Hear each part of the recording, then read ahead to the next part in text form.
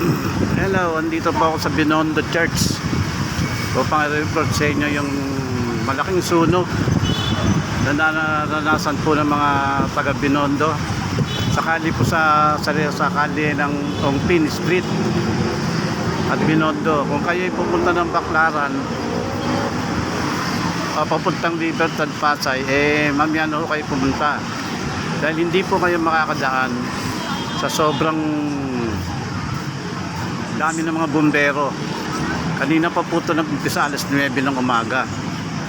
Ayan po yan, tingnan nyo. Ang laking sunog po ito na nanggaling sa likod ng Binondo Church. Kaya po walang madaanan, wala pong traffic. Ayan po, kita nyo, sangkaterbang bumbero ang makikita nyo dito. Kaya halos lahat yata ng bumbero inakot na sa Metro Manila. Wala palang tuloy na pagbaba ng Loton papunta ng Ongpin, papasok ng Binondo Church. Puro bumbero ang inyong makikita. Ayan po yan, nakita nyo. Kaya ako po, galing ako ng Pasay ito. Kanina pa ako na-stranded kasi may tulay pa lang ang papuntang Loton. Talagang dikit-dikit ng mga jeep. Wala po kayong walang patlang, halos hindi umuusad ang jeep. Ipit po ako sa traffic. Tingnan nyo naman saan kayo dadaan. Tingnan nyo yung sitwasyon, saan kayo dadaan dyan. Ayan, ayan, ang lalaki ng mga bumbero. Halos sinara na yung daan meron na rin dito mga emergency unit na kung hindi ko na punupuntahan yung parte ng sunog dahil medyo malayo po yun.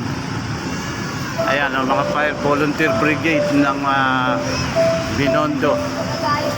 Ayan, pati Maynila nagsali pwersa na. Ayan sila. Alas 9 pa po yan, nag-umpisa yung sunog. Sa di malang dahilan, iniimbestigahan pa. Kaya kung pupunta kayo ng Pasay, Baclaran, mamaya na kayo sumakay dahil wala ko kayong dadaanan. Maiipit po kayo sa traffic. Kaya kita nyo naglalaki yung bumbero na yan. Parang parada ng bumbero ang makikita mo dito. Ayan, wala ng tao. Puro mga fire volunteer brigade ang makikita nyo. Ayan, hindi malaman saan kukuha ng tubig sa sitwasyon na to. Ayan, malinis na malinis po ang Binondo ngayon. Ayan, ngayon po ay August 2.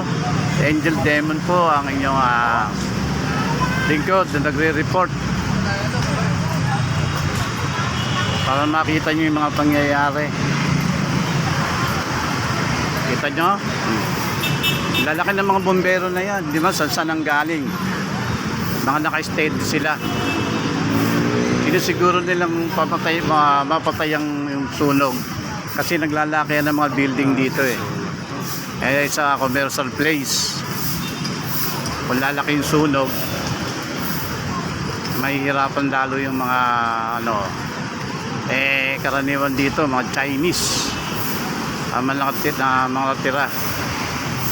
Ayan, dito po sa Filipino-Chinese Friendship Community. Ayan, haba, naglakad lang po yung mga pasahero. Talagang hindi kayo makakasingit. Ang haba po ng mga nilakaran. So ayan, kita nyo.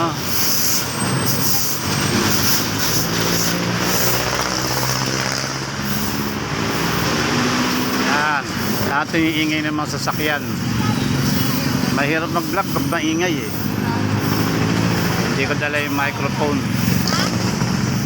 Kaya ayan, bawa naman dyan patay yung sunog. Sa dami pa naman ng bumbero, hindi mamamatay. Ayan, naglilinis na lang ngayon ng kalye. Hindi manong oras kung ano oras pa makakadaan ng mga jeep dito. Hanggang di nawawala yung mga bumbero. Ayan, oh, lalaki ka, no? Sunod-sunod, oh. Parang parada ng bumbero ulit. Ayan. Tahimik po ngayon. Ang sitwasyon, kalmante na ang mga tao. Wala ka pang Ayan po. ganyan. Ha? Wala ka pang Dito po ako sa Binondo Church. Ayan.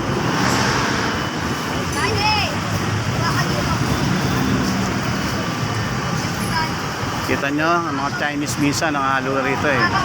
Mga negosyante. Wala naman si ate mo. Grabe yung bumbero, lalaki. Ayan na, meron pa yata. Medyo nag-aalisa na sila. Sobrang traffic ang binulot. Ayan na, nag-aalisa na isa-isa yung mga bumbero. Ayan na po sila. Napupull out na sila lahat. Pull out na sila. Ayan na. Makakausad na yung mga jeep. Grabe haba ng traffic eh. Bakit ka pa lang ng Jones Bridge? Ang traffic na, papuntang Loton hanggang Binondo. Ayan na. Siguro malaking sunog to dahil sa dami ng bumbero eh. Ayan. So hanggang dito na lang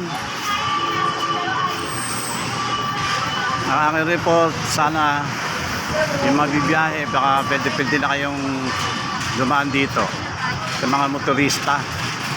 Ayan, maluwag na po yan, maandar na po yung traffic. Ayan, so hanggang dito na lamang po ang aking